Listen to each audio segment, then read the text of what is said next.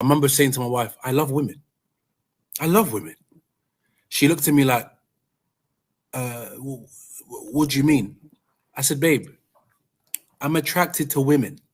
Now, of course, you are my woman. But I would be very naive to tell myself, oh, because I'm married, cheating is below. No, it's not. Okay, well, I don't like a loud woman. Okay. White women are quiet. Black women are loud. Once again, I don't need you to mention or disrespect black women. There's loud women in every culture. So can you move forward without mentioning race or ethnicity? I absolutely love when these kind of black males say stuff like, oh, we don't date black women. No, hun, black women don't date you. Because let's just keep it a buck. Like, let's just keep it honest. The black males that act like they don't date black women are just the black males that black women have passed up on for years because something is wrong with them. Come on now. Black women don't date you. Is black love an illusion? That's a question that I have been grappling with for the past couple of days, and I want to explore in this video how I believe black love has been distorted. The question sits heavy with me because when I scroll through social media, when I look on reality TV, when I look at the celebrity culture, black love looks messy. It looks chaotic. It looks like betrayal. It looks like trauma, survival, mistrust. But I don't believe that's what black love truly is. I think what we're seeing is a distortion, a love that has been twisted by history, packaged for entertainment, and sold back to us as truth. Because if you go far enough, before slavery, before colonialization, before the stereotypes that stalk us today, black love was divine, spiritual. In ancient Kemet, which we now know today as Egypt, marriage was not about ownership. It was about balance. It was about harmony, truth, and cosmic order. Women had rights. They could own property. They could divorce. Husbands wrote poems to their wives, calling them their beloved, their soul. Love was not about struggle. It was about devotion. So no, black love was never broken. It started whole. It started sacred. But then came colonialization. Then came slavery, and that's when the distortion began. Desired, but never seen.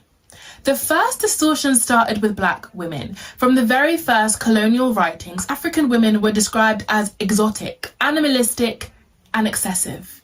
Not human beings with spirit and dignity, but bodies, objects of fascination and fear. The language wasn't just description, it was weaponry. It planted the idea that black women existed for desire, not dignity. During slavery, that idea hardened into a system. The Jezebel stereotype was born, the lie that black women were naturally promiscuous, that we couldn't be raped, that our bodies were always available.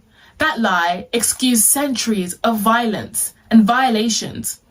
It turned reproduction into economics. Women were forced to breed children not for family, but for profit. Medicine joined in. J. Marion Sims, called the father of gynecology, experimented on enslaved women. Lucy, Betsy, without anesthesia. He didn't think their pain mattered. Their suffering was invisible because they weren't seen as fully human. And the oppression didn't stop there. Let's talk about Sahura. Her real name was Sahura, but history tried to replace that. Colonial records renamed her Sarah Bartman. Even her name was stolen. She was taken from South Africa to Europe in the early 1800s and paraded as the Hottentot Venus. Crowds gawked at her curves. She was displayed like an animal in a zoo, and no one cared. And when she died, they didn't even let her rest. Her body was dissected. Her remains sat in a Paris museum for more than a century.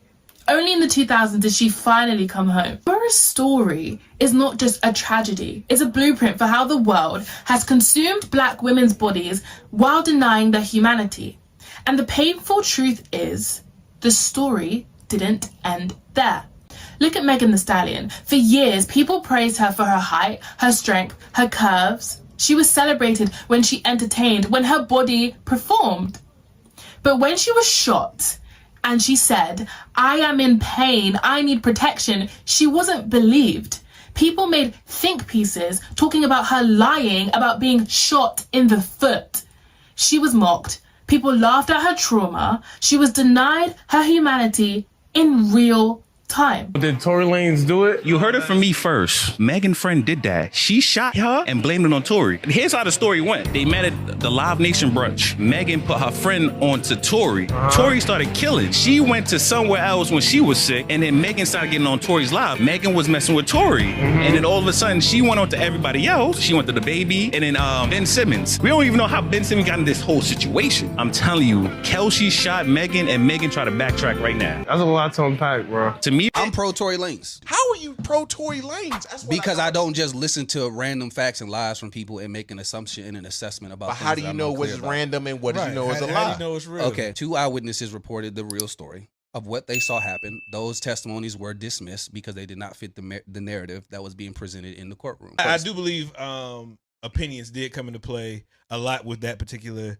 situation, just because of everything else that came out. Him potentially knocking both of them down, and a lot of that kind of stuff that came about. And just watching the documentary, that definitely paints the picture vastly different in some ways. And the best friend, all that kind of stuff. Listen, I'm gonna tell you right now, we don't know the true story. We do know we the true don't story. know the true story because I'm gonna tell you why. We know the true story.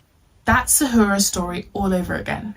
Desired when entertaining, discarded when vulnerable. What does that say? And it isn't just celebrities. The denial is systematic. Black women today are 3 to 4 times more likely to die during childbirth. Not because our bodies are weaker, but because our pain is dismissed. Serena Williams almost died because doctors ignored her after childbirth. The myth that black women are stronger or less sensitive to pain is still alive, and it affects black women daily. The same lie that justified Sim's experiments, the same lie that denied Megan's pain. And it shows up even in little things, even in reality TV. Let's look at Love Island. When Alondra walked into the villa, what did people say? Her body is tea. How could anyone not like her? As if her worth begins and ends with her curves. Now, Alondra's body is tea. But why is that always the central focus when it comes to black women? Reality TV has a script for black women. The body first storyline. White women get to be the sweetheart, the quirky one, the underdog, the crybaby. Black women, we get reduced to aesthetics. The bombshell, the fiery one, the body.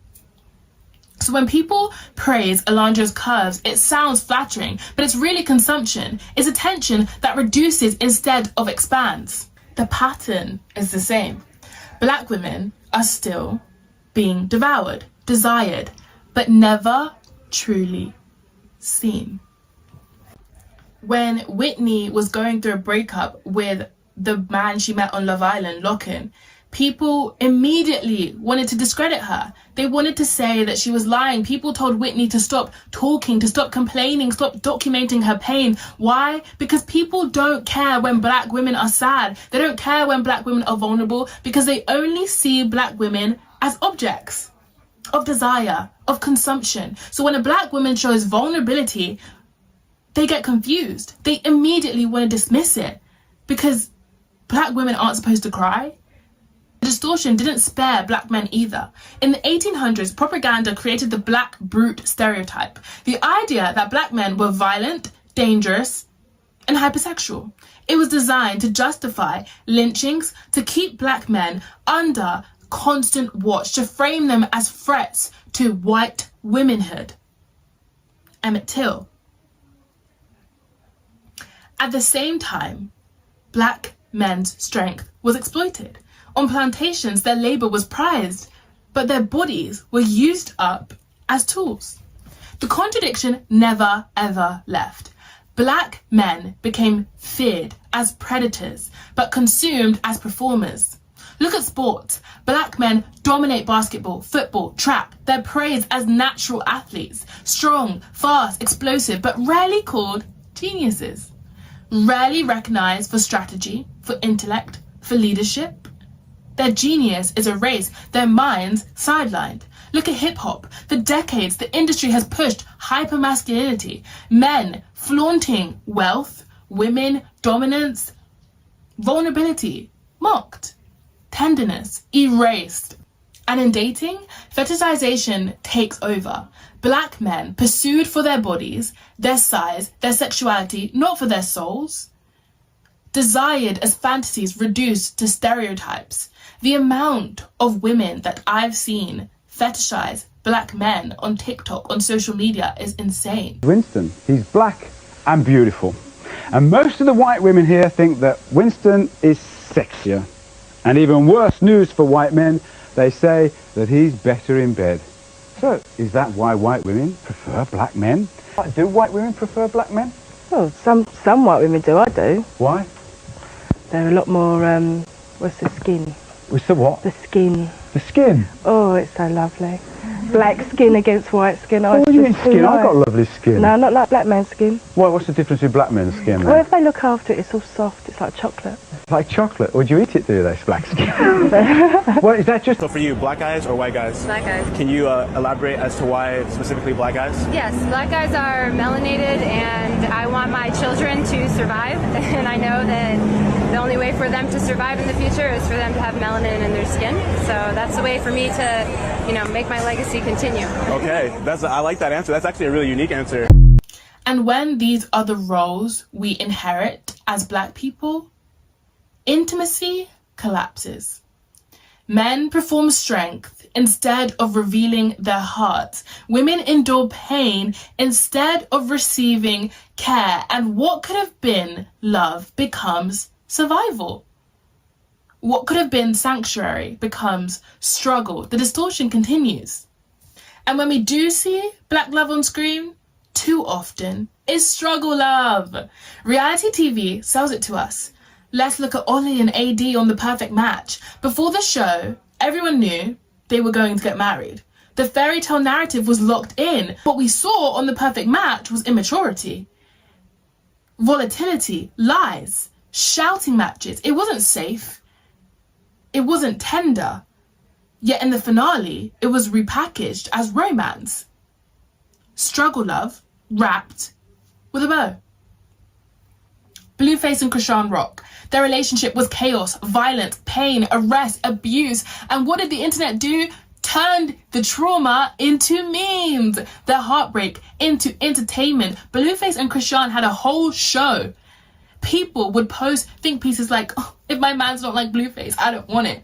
Toxic love, this is true love. Nothing about these toxic situations give love to me. Hip-hop has done the same for decades. Women as props, men as performers. Lust as culture. Intimacy erased. Even biopics carry this. I recently watched the Bob Marley film, and Bob Marley did a lot of great things for the community. He was an amazing vocalist. However, one thing I didn't really see people talking about as much is how Rita, his wife, held him down for so long. She held him down through poverty, through fame, through chaos. And yet, what does she get? Half love. I have to be a wife and a soldier. How much longer I can do that? A wife. Think me no know what I want. What you know, Bob? The guy we have down in Jamaica. Eh? Where you go? Where you go? Where you go?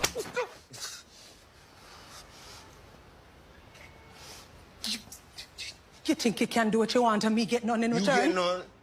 You get none. I need more than a house and a car. More than money. You come and go. While I make a home for your children, even the ones them from your other woman. Bob cheated openly, and when she asserted herself, he grew angry. She was asked to accept betrayal as devotion, to prove her love by how much pain she can endure. How many times do we see black women endure? Not only did they endure, but they encourage endurance. For this couple, this Christian couple that went viral on TikTok. And the wife was talking about how God blessed her or gave her the grace to iron her husband's clothes whilst he was going out disrespecting her and cheating on her.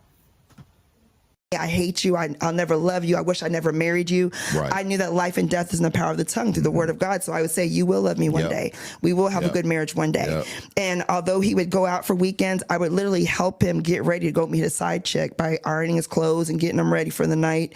And these are all things I was graced to do. I would not encourage anybody to do that unless you are graced by God to do this. But struggle love repackaged with a bow. Again, God gave her grace. Even in this instance, we can see how people use religion to justify struggle love. God didn't give her grace to iron her husband's clothes.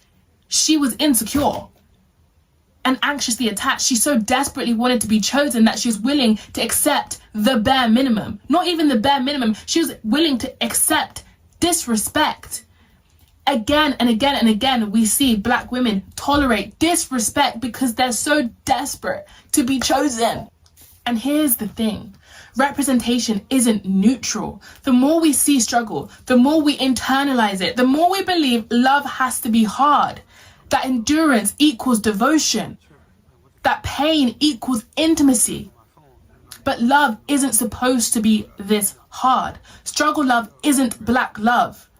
It's distortion, a karmic loop, recycled, resold as entertainment. Why is it that the Black couples that typically go viral, why are they always toxic? Why are they cheating? Why is this something that Black people get fed again and again and again in their algorithms? Here's what healing taught me. Love is not supposed to be hard. Yes, relationships take work, but love itself, love should feel like sanctuary. That's why the Netflix show Forever stuck with me. The two leads had an obsessive connection, intense, magnetic. They blocked and unblocked each other constantly. They went through highs and lows, chasing each other around. That felt like passion, but it was chaos. Their nervous systems were constantly in survival mode. And in the end, they didn't end up together. And I thought that was perfect because obsession isn't love. Instability isn't intimacy. Roller coasters aren't romance, they're trauma bonds. And so many of us know this story in real life. The endless cycles, the drama, the screaming matches followed by passionate reconciliation. It feels like fire, but it burns you. Healing shifts that. Healing makes you crave calm, safety, steadiness, the quiet joy of everyday tenderness, the kind of love that feels like home, not war. That's not what we're shown. Instead, we get chaos packaged as normal, and that's why we have to unlearn it. Because love isn't survival. Love isn't spectacle. Love is sanctuary.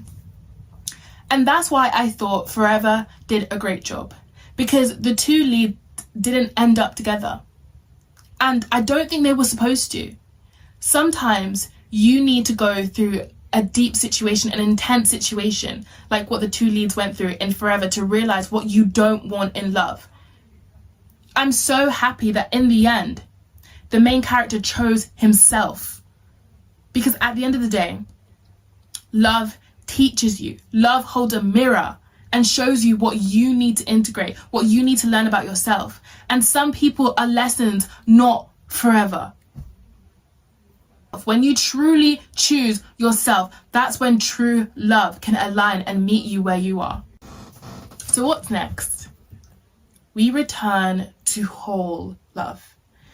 I think of love like a rug. Every thread matters. Every knot carries meaning. Slavery tore holes in it. Colonialization unraveled it. In its place, we were handed scripts of lust and struggle, but the rug can be rewoven. Black women are not guardians of chaos. We are guardians of love, of lineage, of wholeness. When a black woman is allowed to rest instead of endure, the rug is rewoven. When a black man is allowed to be tender instead of perform, the rug is rewoven. When love becomes sanctuary, not survival, the rug is restored. Our love is not just personal, it's ancestral and it's spiritual. Every time a black man cries safely in his woman's arms, that's revolution. Every time a black woman is loved without carrying someone else's chaos, that's revolution. Every time a child grows up watching tenderness instead of trauma, that's revolution. The old templates are finished. The karmic loop is done. The future of black love isn't lust. It isn't struggle. It isn't spectacle. The future of black love is sacred. The future of black love is whole. And when we return to whole love, we return to freedom. Because black love was never broken. It was always sacred. We just have to remember.